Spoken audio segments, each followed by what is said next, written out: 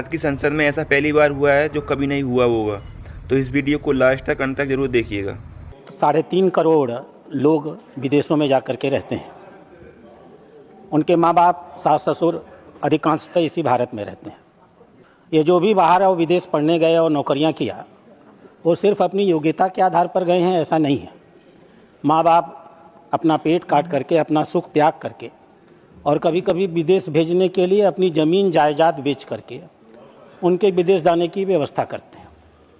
वो इतने शिक्षित हुए हैं, उसके लिए भारत सरकार की, किसी की भी सरकार हो, उसने जो एक सस्ती शिक्षा और स्वास्थ्य की व्यवस्था की है, उसका भी योगदान होता है। शुरू में जब ये विदेश जाते हैं तो माँ बाप की चिंता करते हैं। उनके बच्चे होते हैं तो माँ बाप को, सास ससुर को बुला लेते हैं, क्योंकि वहाँ देख रेख करने वाले लोग बड़े महंगे मिलते हैं।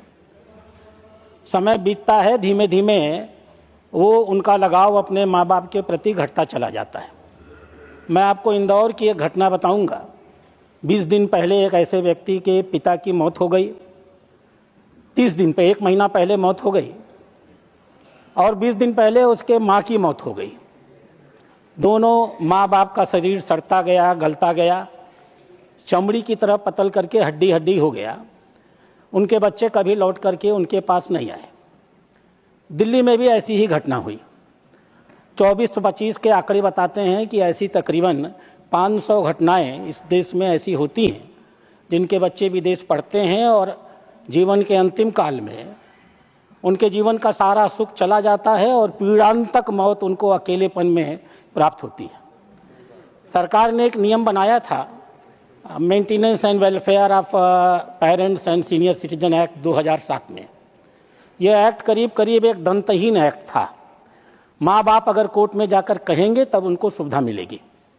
इसलिए मैं आपके माध्यम से माननीय विदेश मंत्री से आग्रह करूँगा, जो लोग विदेश जाते हैं उनसे एक एफिडेविट लिया जाए कि वो विदेश जाने के बाद अपने माँ बाप के अपने आय का एक निश्चित हिस्सा अपने माँ बाप की देखरेख के लिए अवश्य देंगे। माँ बाप के देखरेख के लिए केयर टेकर की नियुक्ति करेंगे। माँ बाप के हेल्थ इंश्योरेंस का प्राविधान करेंगे और कम से कम हफ्ते में 1 बार अपने माँ बाप से फ़ोन पर बात जरूर करेंगे।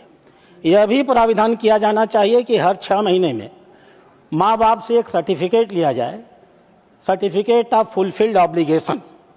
और जो माँ बाप इस प्रकार के ऑब्लिगेशन सर्टिफिकेट्स नहीं देते हैं, भारत सरकार को ऐसे लोगों का पासपोर्ट निरस्त करना चाहिए और उन्हें वापस भारत में बुला लेना चाहिए।